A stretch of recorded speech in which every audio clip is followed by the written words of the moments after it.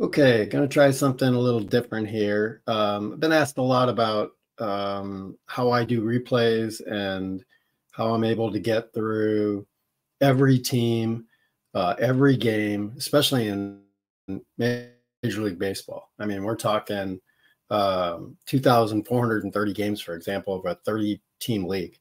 That's a lot of games. It takes a long time. We're talking, 810 hours. If you average about 20 minutes a game, I average around 15 to 20, considering setup and tear down afterwards. So how do I get through an entire season? What's my setup? How do I get through everything from beginning to end? I thought I would share all that because I've been asked a lot about it. So let me just jump right in and talk about some things I think are important throughout the process. I think the first and one of the biggest things to figure out is what works for you. And this is going to go for everything. This isn't me saying this is better than that. I mean, I can go into all that stuff, but what's better for me might not be better for you. So what works for me, I'll talk about that. But you need to kind of decide it yourself, because that's one of the most important pieces of doing a replay, is being able to connect with everything. You got to connect with the season. You got to connect with the software. You got to connect with how you're relaying everything to everyone. All that stuff has to work together to be able to do a long season like Major League Baseball. Even if you're doing NFL, even if you're doing NBA or NHL, it takes a long time to do every team, every game. So you've got to be able to connect with what you're using. So starting with the software. And then I'm not talking about software as in the game engine or anything. I'm talking about your statistical software that you're utilizing. And again, these are not numbered in any situation except what came in my head. Ball score and ball stat, that's mine. And I'll talk a little bit more about that. But definitely that's what I use. And there's plenty of videos out there on how to do. I may do some, but there's so many out there. I don't know that I'm going to add anything that isn't already out there. Dynasty Baseball is something I tried a little bit. I know a lot of people like that one. They actually, they use that to record what they're doing. Replay, pretty much the same thing as Dynasty. That's out there. There are people who just use Excel spreadsheets. Those work too. And then, of course, there's the old way before we had all this great electronic stuff that we have now. And that's just paper and pencil. A lot harder that way. But hey, again, what's important is, how do you connect? If paper and pencil is how you connect and it's exciting for you, and you love seeing all those sheets build up, box score sheets and everything that you've done, and you like getting into those and writing down the statistics. Man, I remember as a kid in one of my friends' basements, the more exciting part was not actually playing the game. It was, we had these little ledgers that we'd write the games down. Of course, everything was on paper. And then we would take that piece of paper and go to our ledgers and erase the heck out of those things, and find out that somebody just hit their 19th home run. That was really cool as a kid. You just, again, find what connects. That is the most important thing. The next thing is picking a season. So what season do I play? I've seen so many people fail, and they fail for these reasons that I put up here. They didn't connect with the season. They went and looked and said, oh, I'm going to pick the season where Sosa hit a bunch of home runs and McGwire hit a bunch of home runs. That was so much fun. But that's great. So when you're playing the Cubs and when you're playing the Cardinals, you've connected. But when you play all the other teams, the other 28 teams, you're not going to connect. And guess what? You're not going to last very long in that season. And so you've got to make sure that you don't connect with just one player or just your team. That's your favorite team. That's important, but more important is connecting to someone on each and every team. You've got to be able to look at that team and go, man, I'm going to open up the Oakland A's and I got to connect with somebody on here. I got to connect with a group of things. Maybe it's the pitching. Oh yeah, remember all that great pitching they had one year. But you got to go look at every single team and say, can I put this on my tabletop for 162 games? Again, with baseball, because that's what you're going to have to do to get through a season.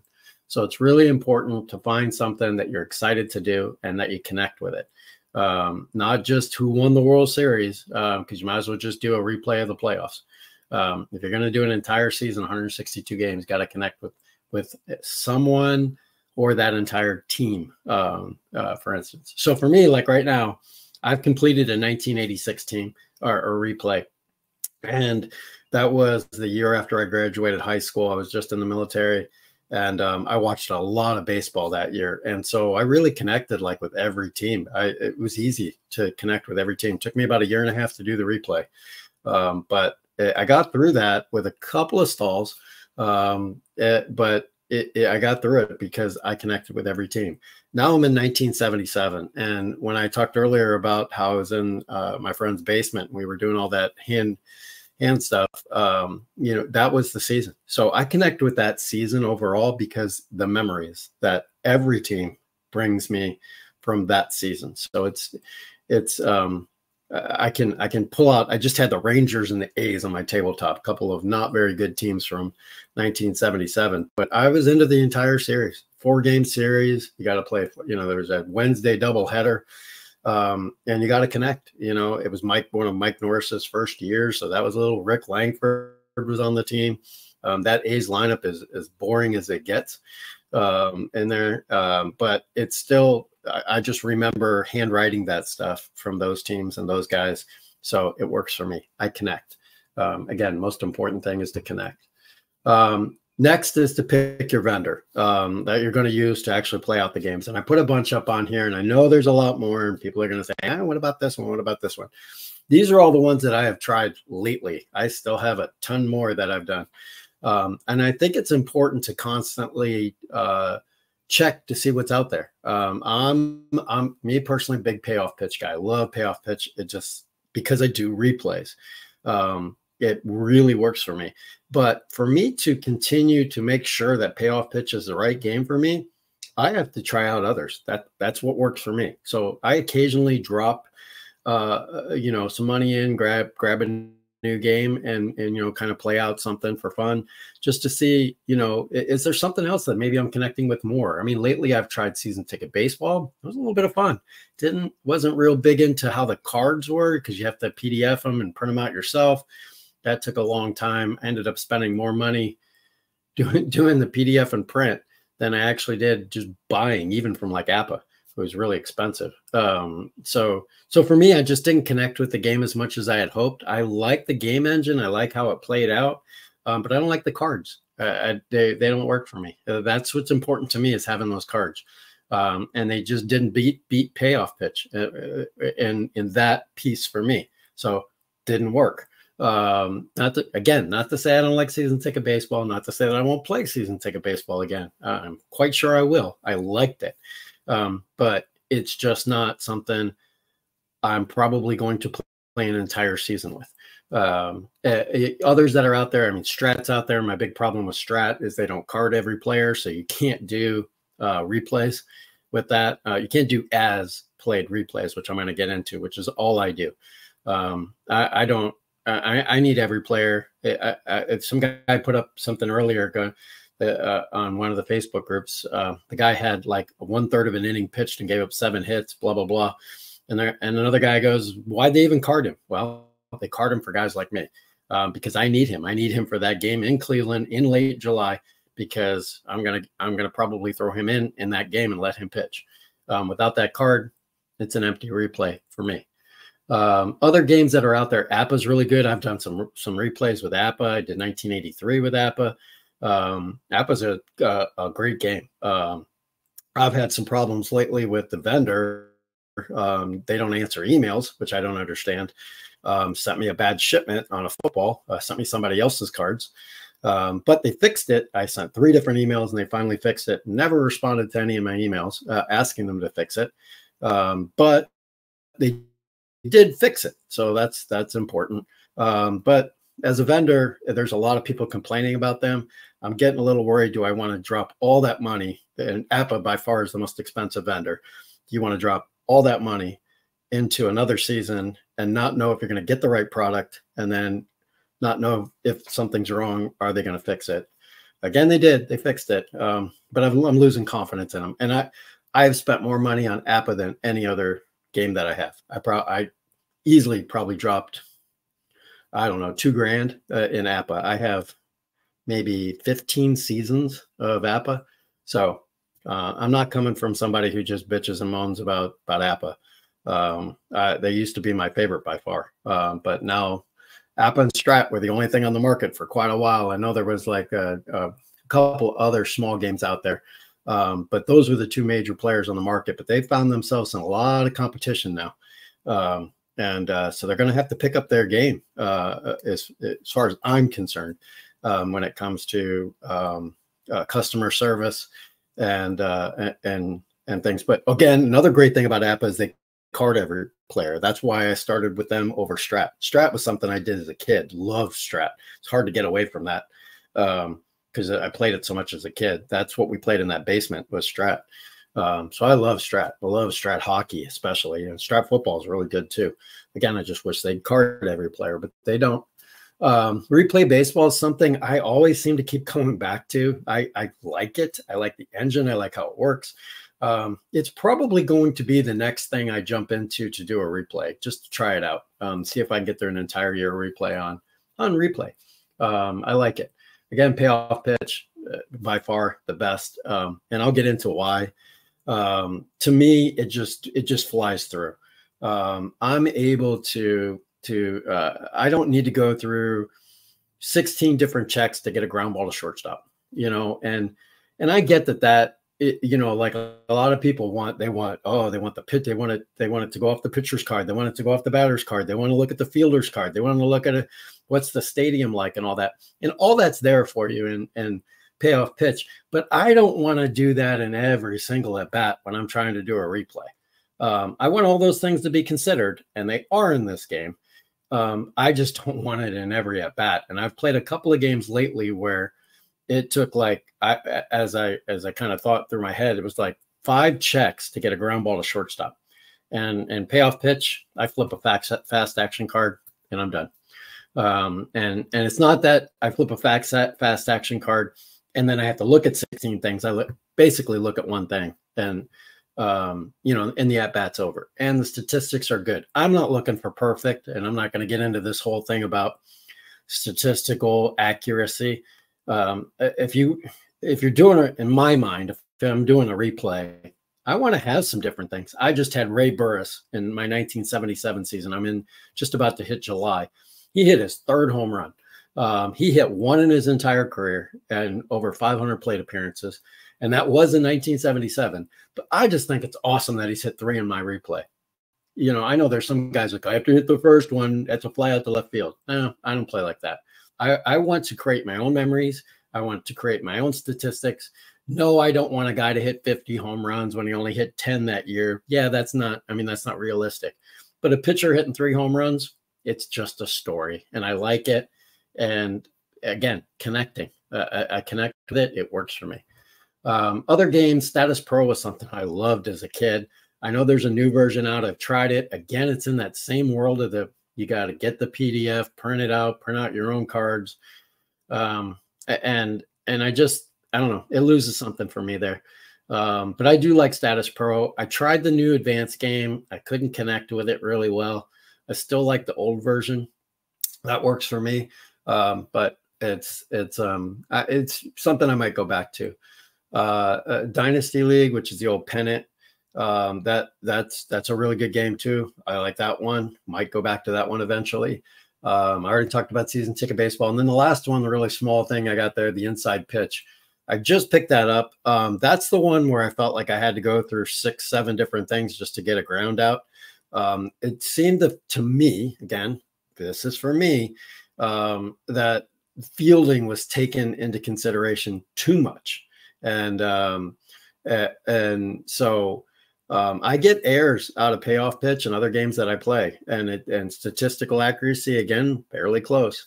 I don't need it to be perfect. And I just think maybe that game's trying to go too far into statistical accuracy for the defense. Personal opinion. Again, maybe I'll like it more if I play a whole bunch more. I do like the game. I put it in my top 5. It's right up there. But right now, for me, payoff pitch works for me for doing replays. I can do a game in 15 minutes. I think my best time is 10. And I can get the lineups in and everything done and in. So anyway, that's the next thing, is making sure you pick a vendor that works for you. And I would say, if you're not sure which vendor works for you, and I don't know everybody's budget, but these games that are up here right now that I have, some of them offer just a couple of teams that you can even download the PDFs for those. Try these games out. Find the one that works for you. Find the one that you feel like, wow, I really got a nice rhythm with this game. I can get this game done in 10 to 15 minutes. And speed isn't always the thing. Again, speed is not the thing. Speed is the nice after effect of getting to being with your game and feeling like you connected with your game. The speed that I do payoff pitch is because I connect with it. That's why I have good speed with that. And I probably don't have great speed with something like, I don't know, I'm just throwing one out there, like Season Ticket, because I don't play it enough. If I played it enough, I'd probably increase my speed on that game. So anybody, who just sits and plays APBA all day long, obviously is going to be faster than somebody who doesn't. So, but again, connect with your game. The speed will come because of the connection. So the next thing I think that are really important as you're doing your replays. Now you picked your season. Now you picked your software that you're going to use. You picked your game that you're going to do. Now it's important to utilize things that are going to make your season doable and not overcomplicated. And again, I'm going to go back to ball score for me. Others use different things, but having ball score allows me to import all the as played lineups. So I've got all my as played lineups out there. As Kevin stops by. Hey Kevin, how you doing? And he's saying for Strat, it's played replay. I find the PC game and print it out at 3x5. It's a bit of a pain, but at least I can get the player. And it works for you, right, Kevin? I mean, that's what you're doing. And again, God, man, did I love Strat as a kid. But okay, so going back to where I was at with the ball score, it allows you to bring in all the as plays lineup. So I don't have to go looking for who was my starting lineup. It's right there. I don't have to look at who pitched that game, who started that game. It's there for me already. Again, there's tutorials out there for you that are real easy to figure out how to use ball stat. But I've got the game up. I've got the starting lineups up. I'm ready to go for starting lineups. Then I've got Baseball Reference on my side. I know a lot of people use this. For me, it is up the entire time. My screen's cut in half. One side's got ball score. The other side's got my Baseball Reference. So there, I'm looking at, okay, who pinched hit today for the team, for the two teams. So I set my bench based on who pinch hit. Then I look at who came in and relieved. I pop those on. I kind of just take a look at the lineups. I look at how the game went. I look for anything that might have happened. Did somebody, maybe go 0 for 1 and get pulled immediately? I'll take that into consideration. Maybe they got hurt. But all this is just to do a setup. It doesn't mean that, hey, the first pitcher I'm bringing in is the first pitcher they brought in. I might and tried to if the situation calls for it. But it's just setting it up. Just ordering my bullpen. Many times 3 or 4 pitchers came in that day, but they got bombed. They lost the game, 10-2. Where here in my replay, they're winning 3-2. I go with probably a different relief pitcher than they used because they used their mop-up guys. So you got to stay realistic with how you do your replay. But at the same time, my bullpen's ordered in the way they did it, just in case I need it. Again, same thing with pinch hitters. The first pinch hitter may be a right-hander. I might need a left-hander. So I may skip him and go to the first left-hander I can find, or that I think would have pinch hit in this situation. You got to play situational baseball in your replay, and you got to just play it realistic. And I always try to do this, but yeah, it doesn't always work. But I will always try to, hey, I didn't get in that reliever in that game, or I didn't get that batter in the game. I try to get them in the next game if I can, find a slot for them. Because again, I'm trying to keep it as close as possible. But if I do, I do. I'm not going to force it, but I kind of try and keep that in mind when I get to the next game. I always play, I didn't put this up here, but I always play 3 or I always play the series. So again, that's where Baseball Reference really helps me out. I take a look at, is this a 2-game series? Is this a 3-game series, 4-game series? I just played a 4-game series with the A's and the Rangers in '77. Wednesday was a doubleheader.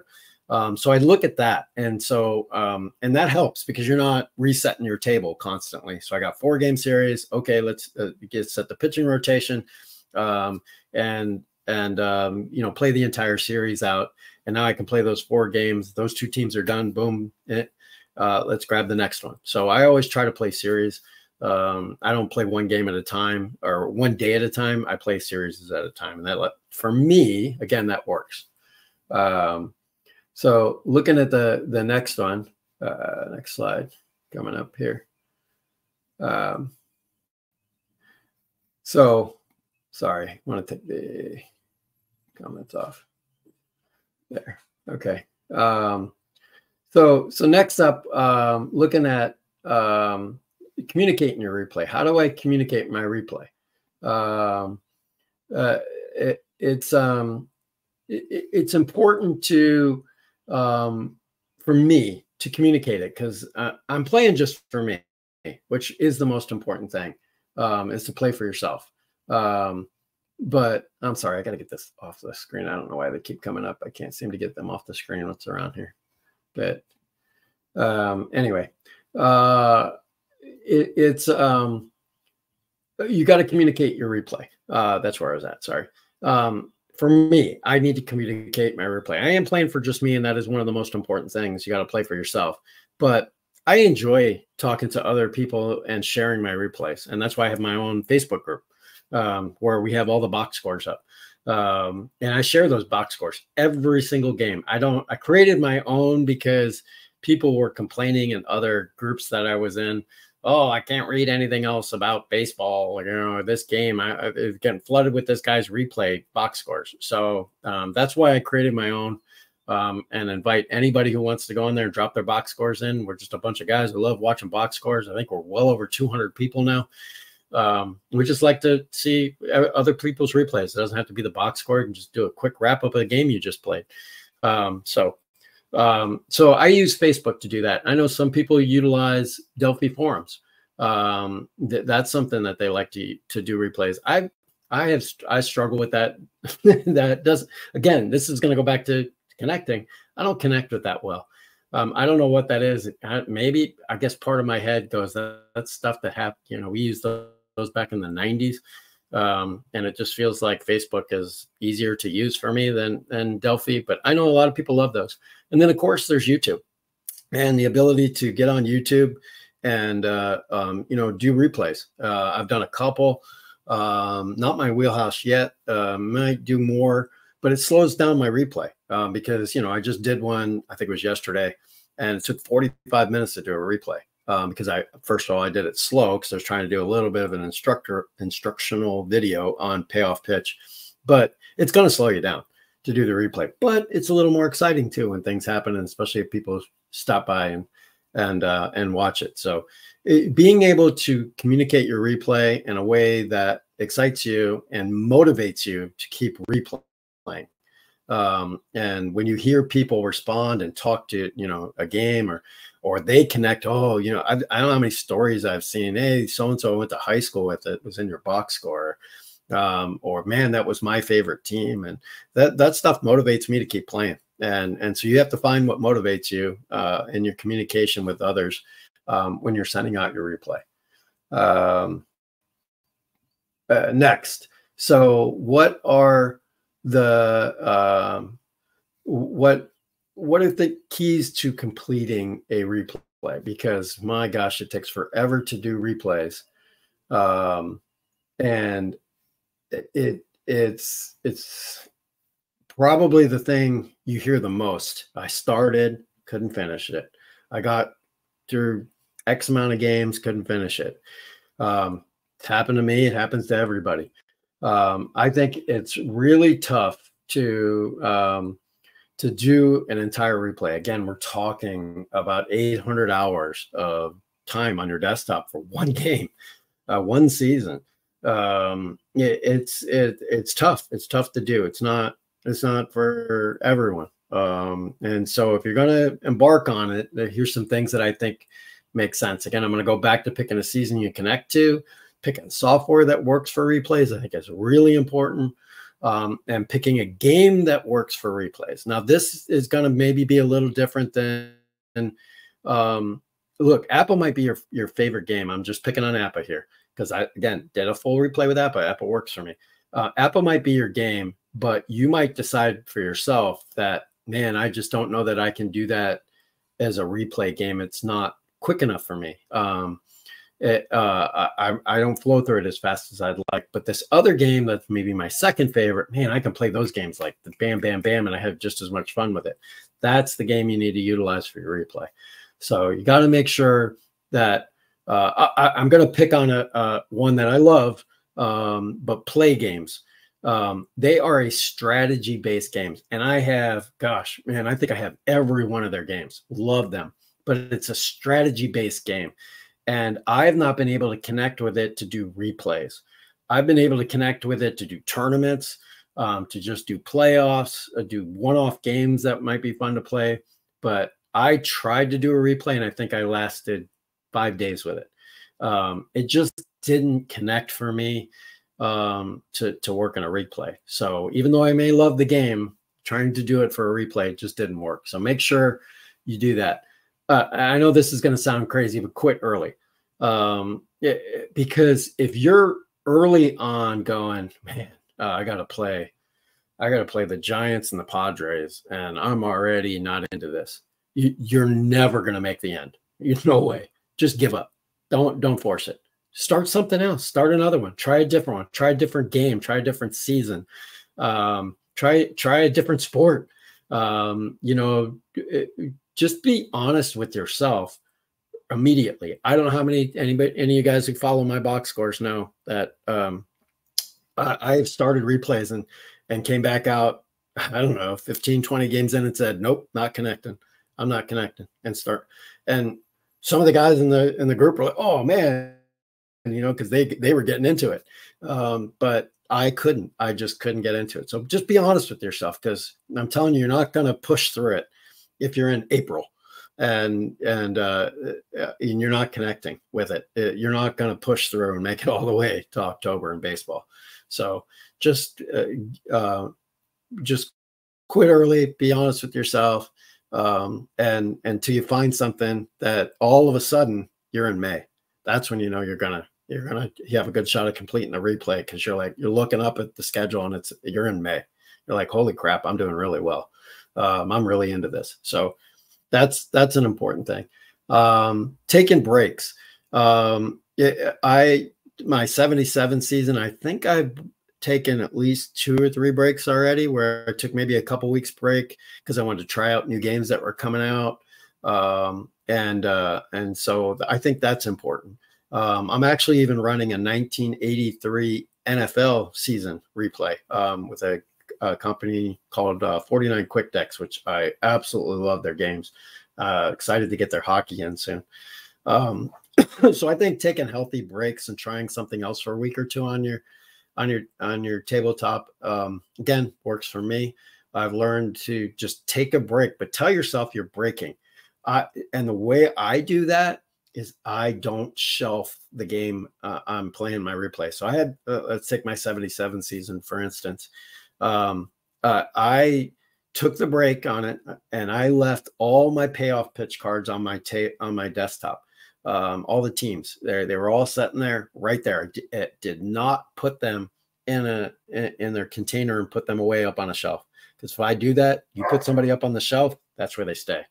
So mentally, I'm looking at that season constantly, reminding myself that I have to get back to that, or I want to get back to that. Hopefully, is really what I want my mind to do, is by constantly seeing that I want to get back to it. So I've been kind of alternating back and forth between that and that football season, and that's, again, working for me.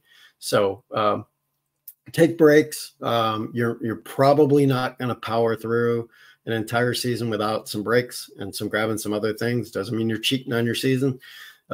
Just means you're taking a healthy break so that you can come back rejuvenated and re-excited about playing this season.